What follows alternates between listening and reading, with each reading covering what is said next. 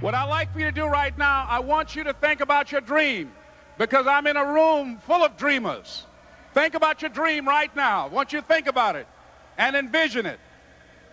Now, ladies and gentlemen, let me share something with you. I do not believe that any of us have dreams that were not given to us for the purpose of accomplishing those particular dreams.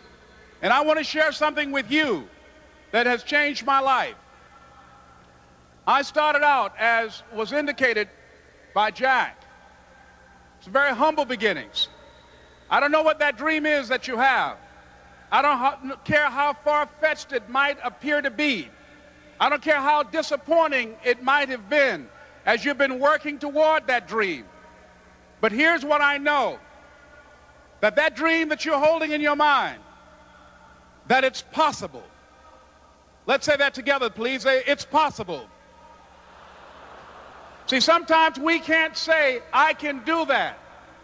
But what we can say, that it's possible that I can have my dream as we run toward it, as we work on it day in and day out. No one, ladies and gentlemen, could have convinced me when I started out just over 6 years ago, working on my dream. And I want you to think about whatever your dream is, because I was willing to take a chance. And most people won't do that.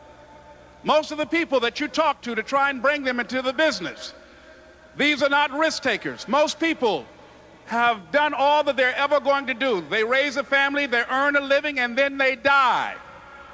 But people who are running toward their dreams, life has a special kind of meaning. And here's what I will share with you, that in the process of working on your dreams, you are going to incur a lot of disappointment, a lot of failure, a lot of pain, a lot of setbacks, a lot of defeats. But in the process of doing that, you will discover some things about yourself that you don't know right now. What you will realize is that you have greatness within you. What you'll realize is that you're more powerful than you can ever begin to imagine. What you will realize is that you're greater than your circumstances, that you don't have to go through life being a victim. As Jack indicated, I was born in Miami, Florida, in an area called Liberty City, in an abandoned building on a hard linoleum floor with my twin brother. We were 6 weeks of age. We were adopted. When I was in 5th grade, I was identified as EMR, labeled educable, mentally retarded, put back from the 5th grade into the 4th grade, and stayed in that category until I got out of high school. I don't have any college training, but I met a high school teacher who one day changed my life. I was waiting on another student, and when he came in, he said to me, young man, go to the board and write what I'm about to tell you. And I said, I can't do that, sir. He said, why not? I said, I'm not one of your students. He said, it doesn't matter, follow my directions now. I said, I can't do that, sir. He said, why not? I said, because I'm educable, mentally retarded. And he came from behind his desk and he looked at me. He said, don't ever say that again. Someone's opinion of you does not have to become your reality.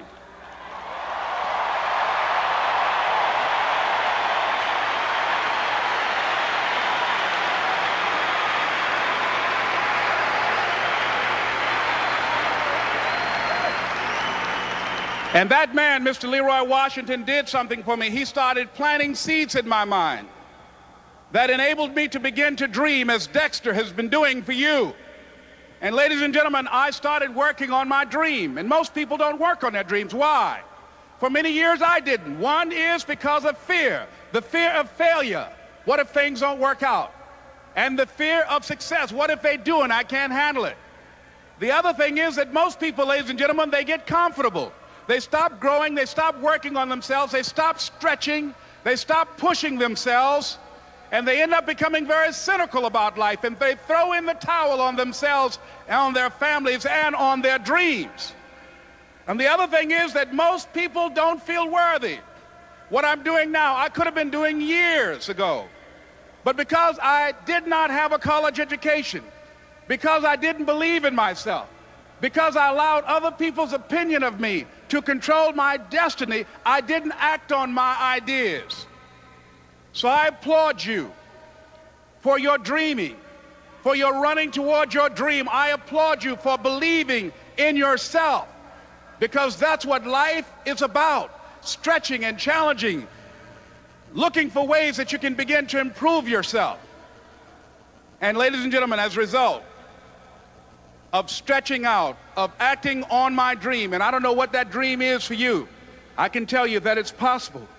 No one could have convinced me that after just over 6 years, I will have my own book entitled Live Your Dreams.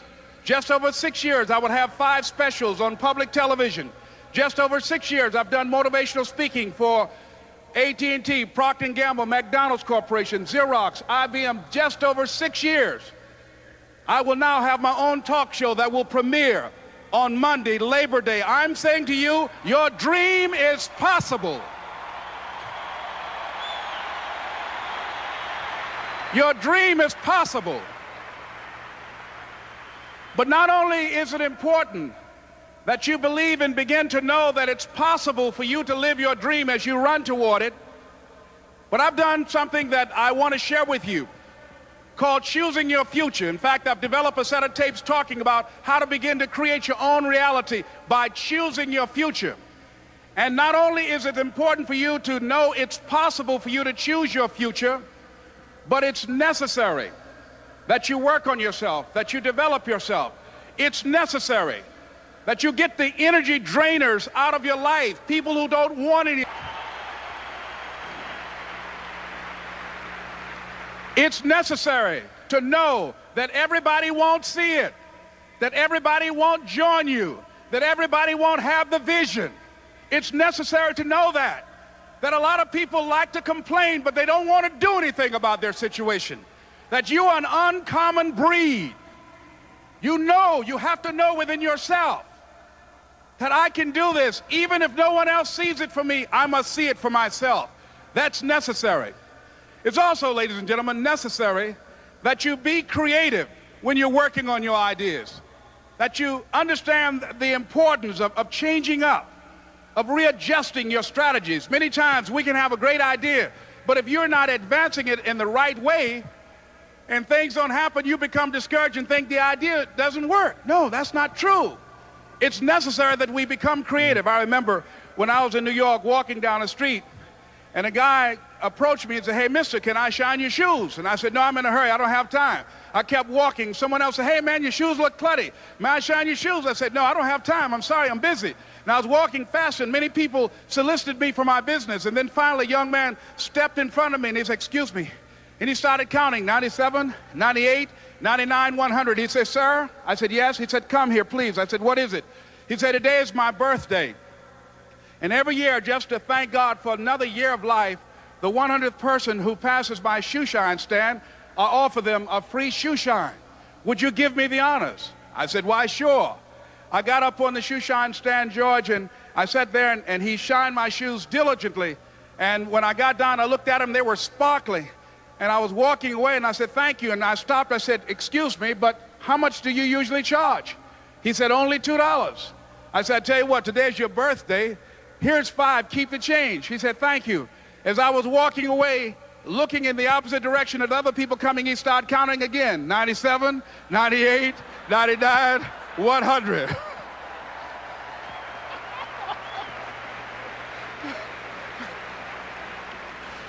It's necessary that you be flexible, that you are always thinking of how can I improve this better. This is a customer-driven economy. It's necessary for you to always explore various ways in which you can improve the quality of service that you're providing for the people in your organization. I remember something, a major company had talked about the extra value service they were providing for their customers. And the lady who had the news conference summarized it this way. She said, "It's not our intention to satisfy our customers or to please our customers. Our intention is to amaze them." It's necessary, if you're going to compete today, that you look for ways to amaze your customers by being one of those individuals that keep your commitments, that keep your word, that's relentless. It's necessary as you work with the people that you bring into your organization, that they see that you are a good example of a person to work with because you model integrity and determination and ambition and truth and honesty and the way in which you conduct business. The next step is, that is you. That is you. That no one can do it for you but you. And even though you face disappointments, even though you will experience some setbacks, it goes with the territory. You must understand that. I remember I was playing a game with my 9-year-old son, John Leslie, and I beat him 10 straight games in a game called Connect 4. And finally, I said, John Leslie, I'm bored. I don't want to play you anymore. And I got up. I said, I'm ready to go to sleep now. And repeat out to me, please. Let's say this together. It's not over until I win. John Leslie said, no, you can't go now, Dad. I said, why? He said, it's not over until I win. That was his attitude. We sat down and we played several other games. And finally, after the 11th game, John Leslie won, and he got up and he yawned. And he said, I'm ready to go to sleep now. And I'm saying to you, what if all of us took that attitude after we face a rejection and a no, or we have a meeting and no one shows up, or somebody say, you can count on me, and they don't come through? What if we have that kind of attitude? The car's repossessed. Nobody believes in you. You've lost again and again and again. The lights are cut off, but you're still looking at your dream, reviewing it every day, and say to yourself, it's not over until I win.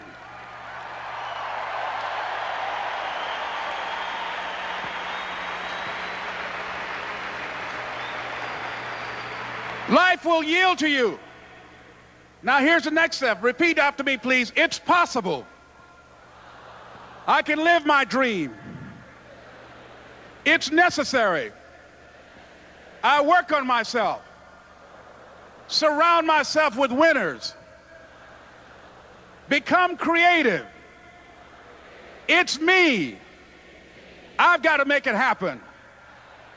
It's not over until I